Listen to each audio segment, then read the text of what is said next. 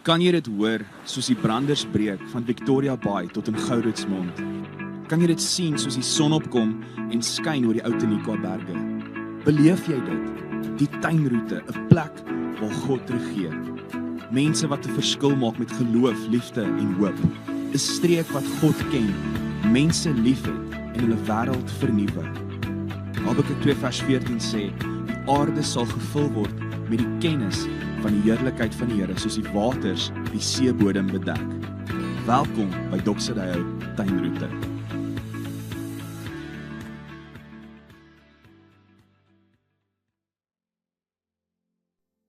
Vriende, baie welkom by Doxodeo Tuinroete se aanlyn boodskap. Ek is Gerard en dis my voorreg om vandag saam met jou te kuier, terwyl ons aangaan met ons reeks wanneer liefde werk ook in ons finansies. Voordat ons dit doen, kom ons bid eers saam.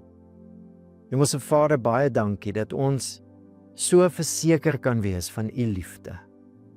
En dankie dat ons lewens kan wyd oopstel, dat U liefde elke area van ons lewens kan vul, kan herdefinieer, nuwe waardes, nuwe lewe kan bring. Dankie dat U dit alles doen deur U Gees wat in ons woon. En in die naam van Jesus kom bid ons nou vir mekaar. Ons kom bid dat U woord sal kom bevestig in ons lewens en dat U deur U Gees ons sal vul sodat ons hierdie woord kan lewe tot eer van die naam van Jesus. Amen. Vriende, vandag is natuurlik ook 'n baie spesiale dag, Vadersdag, nie Paasnaweekie. Dis 'n simpel grappie. Vadersdag en van my kant af geseënde Vadersdag aan al ons paas. Dankie vir die rol wat jy speel in jou gesin, in ons as 'n gemeente, in ons gemeenskappe. Seën vir jou. En die tema van hierdie kwartaal, wanneer liefde werk, dis ons gebed vir jou, dat jy in jou eie persoonlike lewe sal weet, God het jou lief, en God se liefde werk ook deur jou na ander mense toe. Dis ons die kwartaal begin het, by 'n oortuiging, 'n sekerheid.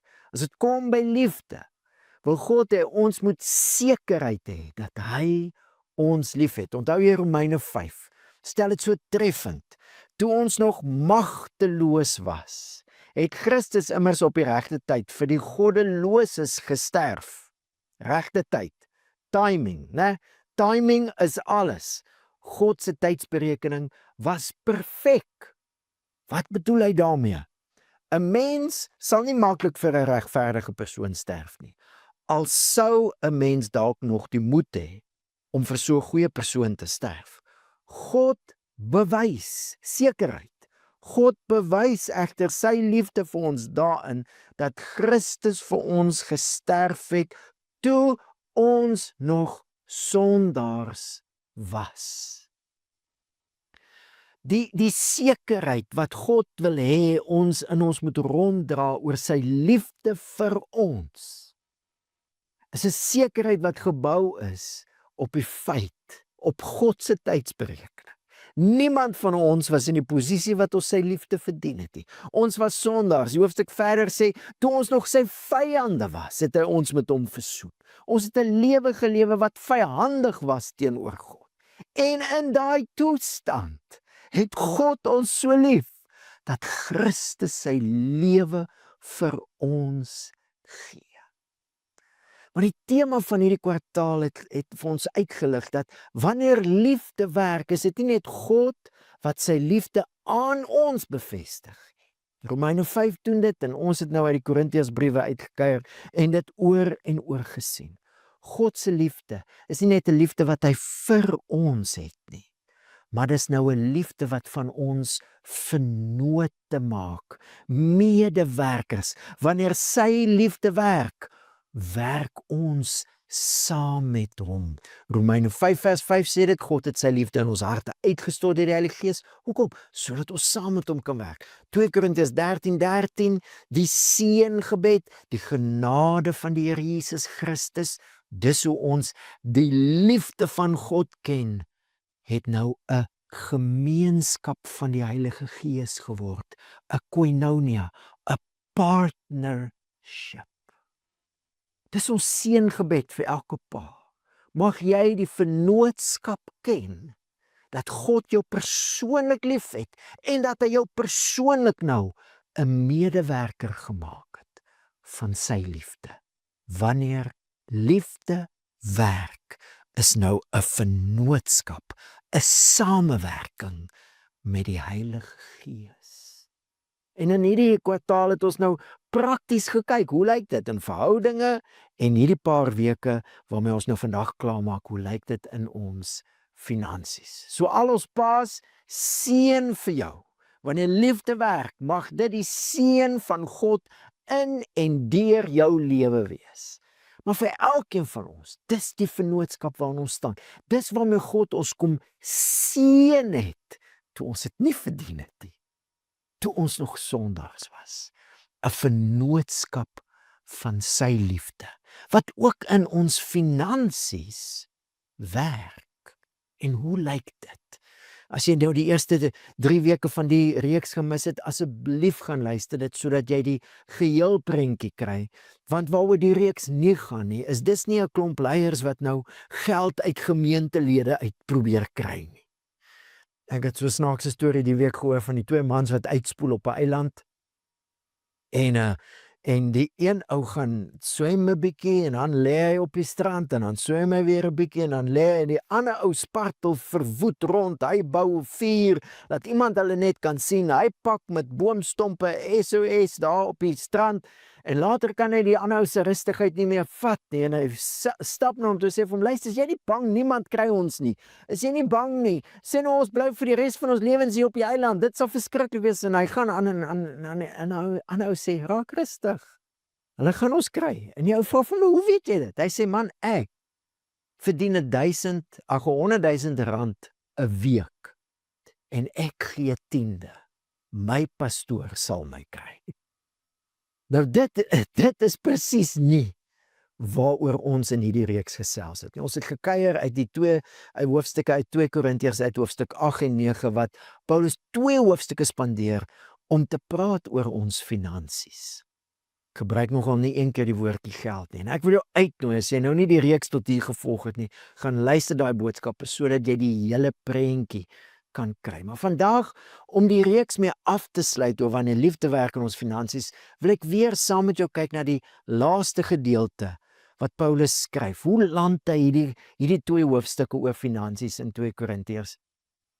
En ek gaan uit die Engels uitlees, eerstens, want ons het nou al 'n paar keer van hierdie verse gelees in Afrikaans. Miskien as jy hom nou uit die Engels uit hoor jy hom 'n bietjie anders, en partykeer raak ons mos gewoond aan woorde, en dan hoor ons nie meer regtig wat die woorde wil sê nie, so miskien help dit ons om net so bietjie dit anders te hoor.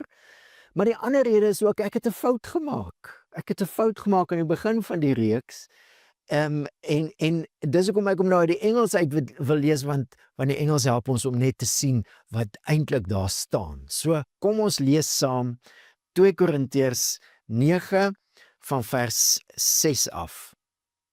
This is what I mean. Someone who sows sparingly will reap sparingly as well. Someone who sows generously will reap generously. Everyone should do as they have determined in their heart, not in a gloomy spirit or simply because they have to, since God loves a cheerful giver. And God is well able to lavish all His grace upon you, so that in every matter and in every way you will have enough of everything, and may be lavish in all your own good works. Just as the Bible says, they spread their favors wide, they gave to the poor, their righteousness endures forever. The one who supplies seed to be sown and bread to eat will supply and increase your seed and multiply the yield of your righteousness. You will be enriched in every way, in all single-hearted goodness, which is working through us to produce thanksgiving to God. Wat 'n wonderlike skrifgedeelte. En net so vinnig die fout wat ek gemaak het, toe ek het nou in Afrikaans gelees het, daar staan, dit wat Paulus aanhaal uit Psalm 112 het, hy het wyd uitgestrooi, hy met 'n hoofletter het aan die armes gegee, sy geregtigheid bly vir ewig. Het ek nou nie na die Psalm gaan kyk nie en ek het gedink die hy, omdat dit 'n hoofletter is, hy praat van God. Maar toe gaan lees ek nou in die Psalm en die Engelse vertaling is reg hier. Die Psalm praat nie van God se vrygewigheid en geregtigheid nie, maar van die mense van God. God se mense, hulle vrygewigheid en hulle geregtigheid wat oorvloedig is. They spread their favors wide. They gave to the poor. Their righteousness endures forever. So dis 'n beskrywing van God se mense en hulle geregtigheid. 'n beskrywing van geregtigheid wat vrygewig en oorvloedig gee. Maar dit is natuurlik die regte fout om te maak, nee, want as dit kom by ons vrygewigheid, dan begin dit by God se vrygewigheid. Ons geregtigheid kom eintlik van God se geregtigheid af. En dis wat ons mos nou in die reeks gesien het, as Paulus praat oor hierdie fondsinsameling en mense wat gee, wanneer liefde werk in vennootskap met die Heilige Gees, hoe lyk dit? Mense wat gee, maar dis God se genade wat aan die werk is. Ons geregtigheid kom van God se geregtigheid af. Ons vrygewigheid kom van God se vrygewigheid af. En dit lyk vir my dis wat Paulus hier doen in die laaste gedeelte van hierdie 2 hoofstukke wat gaan oor finansies. Hy sorg net dat ons die fokus hou op God se vrygewigheid. Dis mos hoe hierdie hele 2 hoofstukke eindig. Thanks be to God for his gift. The gift beyond anything words can describe. God se vrygewigheid is die oorsprong van gee. En dis hoe geregtigheid in die Bybel werk. God maak ons reg met homself, sodat sy regmaak projek nou deur ons in hierdie wêreld verder gevat kan word. En die Wright sê dit net so mooi. God puts us right through the gospel so that we can be part of his putting right project for the world. God is vrygewig en ons leer sy vrygewigheid ken en dan kan ons deelneem aan sy projek van dinge regmaak deur sy oorvloedige vrygewige liefde met ander te deel. Dit is hoe Paulus oor finansies praat wanneer liefde werk. En die fokus is God se genade, sy vrygewigheid. Op Vadersdag, ons Vader se vrygewigheid. Kan ek jou uitnooi, as dit die prentjie is, lees gou saam met my net vinnig weer 'n paar van die versies en dink in die eerste plek nie aan ons vrygewigheid nie, maar aan God se vrygewigheid wat nou deur ons lewe weerspieël word. Hy sê wie karig saai sal karig maai, wie oorvloedig saai sal oorvloedig maai, sal oorvloedig oes. Is dit nie presies hoe God gegee het nie? Oorvloedig. Dink gou so 'n bietjie aan die skepping. God wat oorvloedig skep. Nee? Oorvloedig. Daar's geen skaarsheid in hoe God geskep het nie. Ons ontdek nou nog dinge. Hoeveel miljoene jare vandat God dinge geskep het, ontdek ons nou nog. Hy het oorvloedig geskep. Iemand het in die week so mooi, het ek so mooi ding gehoor wat iemand gesê het, God het vir ons 2 boeke gegee met sy woord in. Die een is die Bybel en die ander een is die Skepper. En vriende, as jy nou net 'n bietjie ernstig is oor jou geloof, dan het jy nou al altyd die boeke 'n bietjie gelees. En altyd die boeke sê, God saai oorvloedig. gee oorvloed in sy skepping en die Bybel wat vir ons vertel van Christus. God wat niks gespaar het nie. Niks gespaar nie. Ek sal 'n bietjie terughou. God wat sy alles gegee het. En dan die volgende vers sê ons, laat elkeen gee soos hy vooraf in sy hart besluit het, nie met droefheid of onder dwang nie. Niemand het hom gedwing nie. God het toe hy geskep het al in sy hart, as 'n ou so kan sê, geweet. Hierdie wonderlike skepingsprojek met die mens as die kroon van sy skepping, gaan alles van hom vra. Gaan die grootste offer vra wat hy kan gee, en hy het in sy hart besluit. Niemand het hom gedwing nie. Niemand het sy arm gedraai nie. Want dis wie hy is. Het geskep vanuit wie hy is. En hy het sy beste gegee, niks gespaar nie. Alles gegee. Toe hy mens word en sy lewe, sy alles vir ons gee. Dis die Vader. En hoe sê hulle?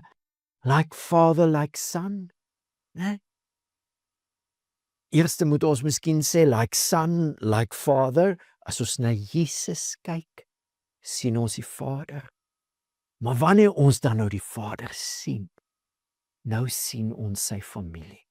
God het 'n blymoedige gewer lief. Hoekom? Omdat jou gee sy liefde verdien? Nee. Omdat as jy bly is, as jy gee, verdien jy sy liefde? Nee. Want dis hoe hy gegee het. Dis die weerspieëling van hoe God is. Absoluut oorvloedig in sy gee. Absoluut oorvloedig. Ons sien dit al van die skepping af. Dis vir my so mooi, om daaraan te dink. As jy dink aan God wat skep, is hy die gewer. Nie die vatter nie. Hy's nie die nemer nie.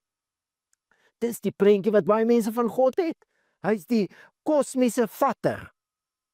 Hy wil net dinge vat. Nee, die boek van die skepping en die Bybel vertel 'n ander storie van 'n ander God, 'n absolute vrygewige God. En dis hoe ek dink Paulus hier aan die einde van die 2 hoofstukke ons net weer uitnooi, die Korintiërs gemeente uitnooi en oproep om die projek klaar te maak. Nie iemand wat iets van hulle probeer afdwing nie.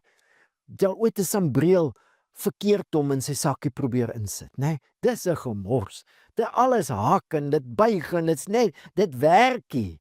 Maar as jy hom reg punt eerste insit, dan glip hy so mooi in. As jy mense probeer dwing om iets te doen, gaan dit altyd sukkel.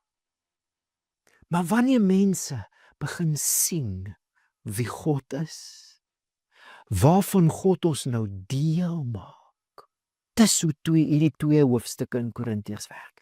Kry die visie van wie God is en die evangelie waarvan hy ons nou deel maak, om hierdie wêreld te vul met sy absolute oorvloedige, lavish. He lavishes his grace. Daai liefde, daai genade. En in my finansies kan ek deelneem aan hierdie genade van God. Dis hoe hierdie 2 hoofstukke werk en dis hoe die hoofstuk eindig. Ons gee, soos die spreekwoord sê, want die appel val nie ver van die boom af nie. Ons praat mos van die vrug van die Gees. Ons gee want dit is wie ons Vader is en per definisie is dit dan nou wie ons is. Mense wat deelneem aan God se genade in hierdie wêreld. Dis presies die teenoorgestelde as om mense te probeer dwing om iets te doen wat hulle nie wil nie. Maar ek wonder of jy ook opgetel het. God is nie net die een wat ons vir ons sy liefde gee en dat ons sy liefde kan leer ken nie. En hy is nie net die een wat ons nou deel maak van sy koninkryk wat so is, genade, wat gee nie. God is ook die een wat voorsien dat ons kan gee. Het jy dit gehoor? God is well able to lavish all his grace upon you so that in every matter and in every way you will have enough of everything and may be lavish in all your own good works. Just as the Bible says, they spread their favors wide, they gave to the poor, their righteousness endure forever. The one who supplies seed to be sown and bread to eat will supply and increase your seed and multiply the yield of your righteousness. Daar's so baie waaroor ons hier kan gesels. Maar die punt is baie duidelik. Dis nie net dat ons God sy liefde, die liefde van hierdie vrygewige Vader leer ken vir onsself persoonlik. Dis nie net dat hy ons nou in 'n vennootskap intrek. Dis ook dat hy voorsien vir die vennootskap.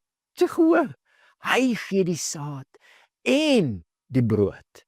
Ons bak natuurlik die brood, maar van wie af kom die vermoë om brood te bak? Van die saad wat God gee, dit kom ook van hom af. Alles kom van hom af. Dit wat ek gee, ook wat my finansies betref, kom eintlik van hom af. Hy het dit voorsien. Ek gee nie vir die Here iets en nou het hy dit nie. Nee, hy gee vir my sodat ek kan gee. Alles wat ons gee, alles wat ons het, kom van hom af. En vriende, as ek dink aan dit, dan gaan my gedagtes altyd na daai storie van Dawid toe. In Kronieke is dit so mooi opgeteken, hier van vroeg in Kronieke af, waar Dawid mos vir die Here 'n huis wou bou, en toe sê God, nee, een van jou seuns sal vir my nou 'n huis bou, die koning wat God beloof het, die laaste koning, die koning wat vir altyd sal heers, die koning wat vir God 'n seun sal wees, en God sal vir hom 'n vader wees, daai koning sal die tempel bou, waar God woon. En Dawid is nie daai koning nie, een van Dawid se seuns, maar Dawid het begin met die fondsinsameling vir daai bouprojek, en hy het geweldige groot offers gebring. Ek bedoel die oorvloed van dit, ons het in 'n vorige reeks hieroor gepraat, hoeveel biljoene dollar dit op neerkom in vandag se terme, wat Dawid gee, en toe hy so oorvloedig gee, toe gee die leiers van die volk oorvloedig, en toe die volk sien hoe hulle leiers gee, toe gee hulle, en toe bid Dawid hierdie gebed, toe hierdie groot offergawe nou gebring word, sodat die tempel gebou kan word, bid Dawid hierdie gebed, geseënd is U, Here. Dis vir my mooi woorde. Ons gee, maar God is die geseënde een. Interessant, dis hy wat ons seën, hy is die geseënde. Geseënd is U, Here, rykdom en eer kom van U.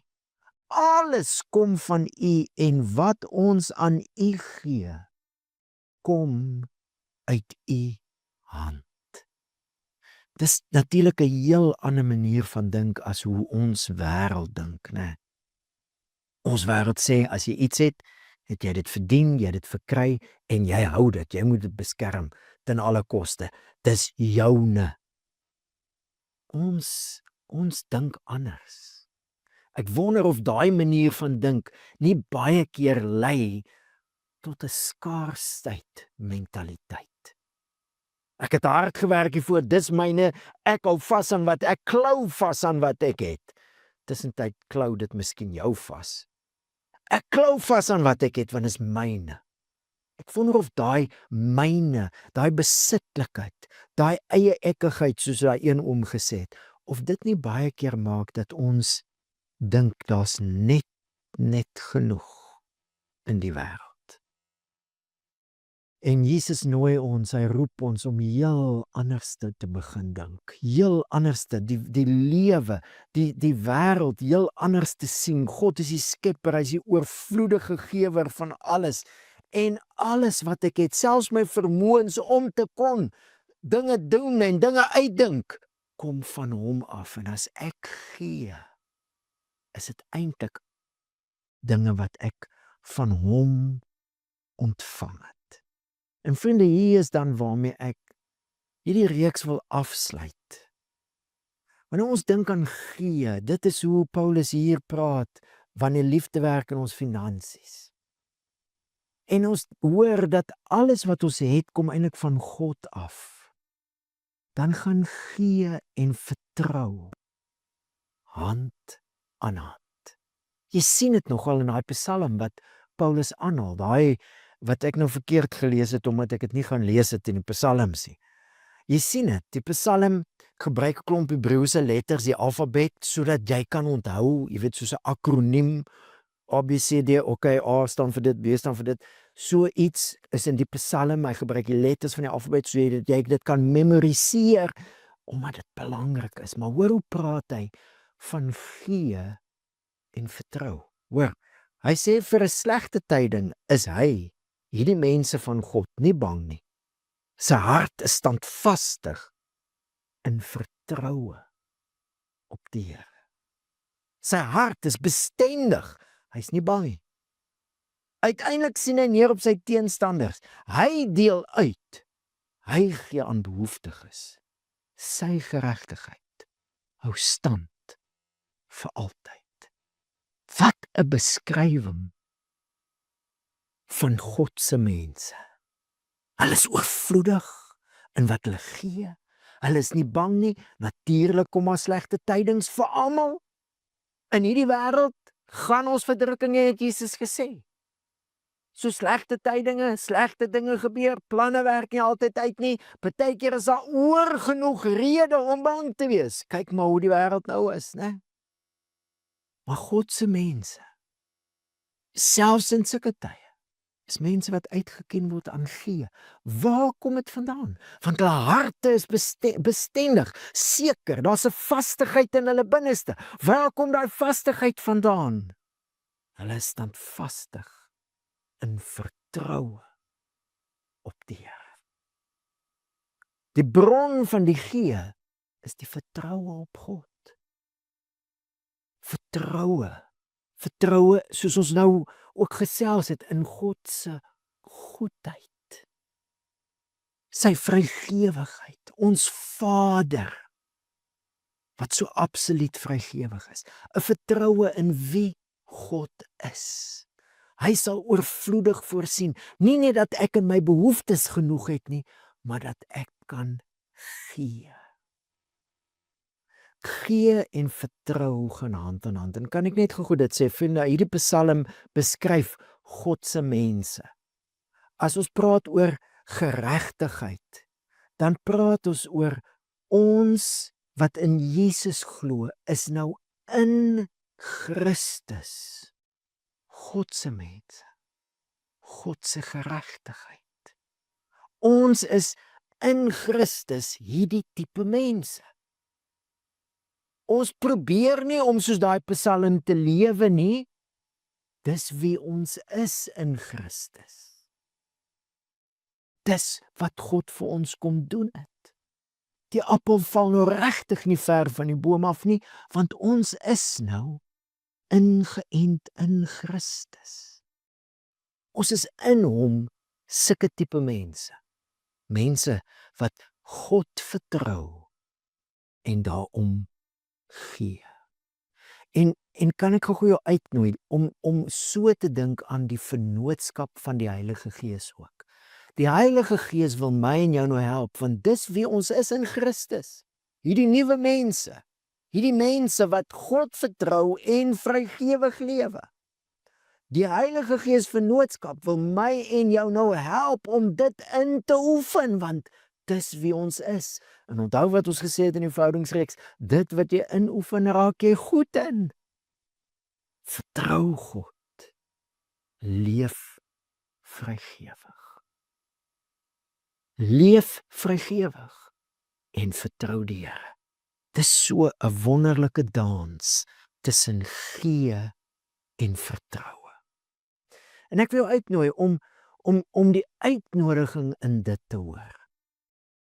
Die uitnodiging is die Heilige Gees wil my en jou help om so te lewe. Dis deel van wat ek hoor wanneer Jesus praat. Dit is baie treffend. Ons het hieroor gepraat, die skat in ons hart. Maar daai hele hoofstuk 6 Matteus, hy begin by liefdadigheid, dan praat hy oor gebed. Dan praat hy oor die skatte van ons harte. En die wonder dat God so sorg vir sy skepping, die voeltjies, kyk hoe mooi trek hy die blomme aan, hoeveel te meer sal hy vir ons sorg. En dan kan nie God en mammon dien nie. Nee, soek eers die koninkryk van God. Die punt van dit is, al hierdie dinge, hier's wie ons is. Ons behoort nie aan mammon nie, net so min soos Jesus. Ons behoort aan 'n ander meester, goeie Vader, wat vir die blomme aantrek. Veldblommetjies wat vandag daar is en môre weg is. Kyk hoe mooi trek hy hulle aan. Jesus nooi ons uit na 'n lewe en die vennootskap van die Gees wil jou nou help om hierdie lewe in te oefen, 'n lewe van vertrou op God, sodat jy soos hy vrygewig kan lewe. Vertroue en gee gaan saam. En van ons het miskien 'n onregverdige voordeel, ek het iets van dit laasweek genoem, maar van ons het in sulke huise groot geword. Onregverdige voordeel in die sin dat ons het dit gesien. Ons het gesien die waarde van vertrou en gee en hoe dit 'n mens se lewe net in 'n heel ander rigting stuur as hoe die wêreld funksioneer. Dit was in ons ouerhuis, in my ouerhuis was dit so. Vertroue en gee. Aan die een kant gee ons omdat ons die Here vertrou. Ons gee en ons sit daardeur ons vertroue in hom. Gee was 'n manier om te sê ons is afhanklik van die Here en ons vertrou. En aan die ander kant gebed waar alles in ons huis. My pa het gebid daaroor. Ek onthou, as ek gedink het ek dop eksamen, dan het hy gebid. En as hy vir my sê, moenie worry nie, jy's deur, dan het ek geweet, ek hoef nie eens te worry nie, ek het geworry, tot die punt te kom, maar ek het geweet. My pa het gebid en hy vertrou God. En in my lewe het ek hierdie soos 'n spoorlyn gesien, vertrou en gee. En hoe dit 'n wonderlike pad is om te loop. My ouers het dit nooit breed gehad. Was nou nie in die hoë inkomste groep nie, of is in die middelklas inkomste groep nie. Maar daar was vir my as kind nooit 'n gevoel van daar's tekort. 'n Lewe van vertrou en 'n lewe van gee maak jou lewe ryk. En dis die uitnodiging en ek dink dis 'n goeie plek om hierdie reeks te land. 'n Lewe waar jy leer, jy kan regtig op hierdie God staat maak. Hoe het Jesus gesê, net in die volgende hoofstuk, as julle wat sleg is, weet om goeie dinge vir julle kinders te gee. Hoeveel te meer sal julle hemelse Vader nie die goeie gee wanneer julle hom bid nie. Om die Here te vertrou. Hoe lyk dit in die praktyk? Wel, as ek het, hoe vertrou ek die Here as ek iets het? Ek sê vir hom dankie, ek ontvang dit van hom af. Al het ek hard gewerk, waar kom my vermoëns vandaan? Waar kom die oop deure dat ek werk het vandaan? Alles kom van hom. Alle goeie gawes kom van die Vader en vertroue wanneer ek het, sê dankie en ek gee. Vertroue wanneer ek nie het nie. Vertrou ek die Here, ek bring daai dinge na hom toe. Paulus sê dit, hy sê dit nogal op 'n baie treffende manier. In Filippense 4, ek weet om verneder te word, ek weet om oorvloed te hê. In elke opsig en in alle dinge is ek onderrig. Om versadig te word sowel as om honger te ly, om oorvloed te hê sowel as gebrek te ly. Ek is tot alles in staat deur Christus wat my die krag gee. Hier's die vennootskap van die Gees, die krag van die Heilige Gees in jou, om in alle omstandighede God te vertrou. God te vertrou, jou probleme na hom toe te bring, as daar niks is nie, hom te vertrou. Hy sal jou nie in die steek laat nie. Ja, die Bybel is vol van dit. Hebreërs 13, né? Juis as hy praat oor geld, dan sê hy, laat julle lewe vry wees van geldgierigheid, want hy het beloof. Hy het beloof. Ek sal jou nooit alleen laat nie. Ek sal jou ook nooit in die steek laat nie. Daarom kan ons sê, God is vir my 'n helper. 'n Lewe van vertroue bring 'n vastigheid, 'n sekerheid in jou. En dit stel jou in staat om te kan gee, vrygewig te kan leef. En dis hoe ek dit ook gesien het in ons ouerhuis. Dit was aan die een kant vertroue wat gemaak het dat ons kan gee, dat ons genoeg het. Die Here het voorsien op allerlei maniere. My pa moes baie keer 2 werke doen, maar hy het 2 werke gehad. Die Here het voorsien, dis hoe hy dit gesien het. Vir God dankie gesê en het hard gewerk, maar alles kom van hom af. So, daarom kon ons gee. Maar terselfdertyd, wanneer ons gee, het dit hierdie vertroue in die Here versterk. En vriende, dis dan waar ek die reeks sal wil eindig. Paulus skryf, hy sê as hy praat oor ons gee, dan sê hy dat die mense, die mense wat vir wie die Korintiërs gee, die gemeente in Jerusalem, hy sê hulle sal op grond van die bewys wat deur hierdie diensbetoning geleef word, verheerlik hulle God oor julle gehoorsaamheid aan julle belydenis van die evangelie van Christus. Die grootste beweging op aarde, die koninkryk van God, die goeie nuus van Jesus se koningskap, het ek en jy nou die voorreg om deel te neem aan. En ek kom agter, baie keer wanneer mense ook hulle finansiële vennootskap begin uitleef, versterk dit hulle geloof, dat hulle deel is van die werk van die Here. En hulle begin met meer geloof bid. Bid vir die werk van die Here, bid vir die gemeente, bid vir die uitbreiding van die koninkryk, bid vir hulle omgewing, want hulle is nie nou meer net geïnteresseerd nie, they are invested. En dit is God se genade. Ek het gesien al hoe mense wat in hulle geloofslewe 'n besluit neem om finansiëel in vertroue baie keer te begin gee. En hulle, soos ons laasweek gepraat het, begin dit beplan en al begin hulle klein, hulle begin konsekwent 'n persentasie te gee. En hoe dit iets word wat juis hulle geloof groei, want nou is hulle nie meer toeskouers nie. Nou is hulle deelnemers. En natuurlik is dit nie net met finansies nie, dis vrygewig met alles. Wanneer mense hulle tyd begin belê, wanneer hulle gawes en talente begin belê, wanneer hulle lewens begin belê, is dit asof 'n nuwe dimensie oopgaan. Ja, ek is regtig deel en ek neem nou deel en ek begin bid vir dit, ek begin bid vir die werk van die Here, ek begin regtig my vennootskap van die Gees uitleef. En dis ons gebed vir mekaar, vir elke vennoot in ons Doxerdale Tuinroete familie.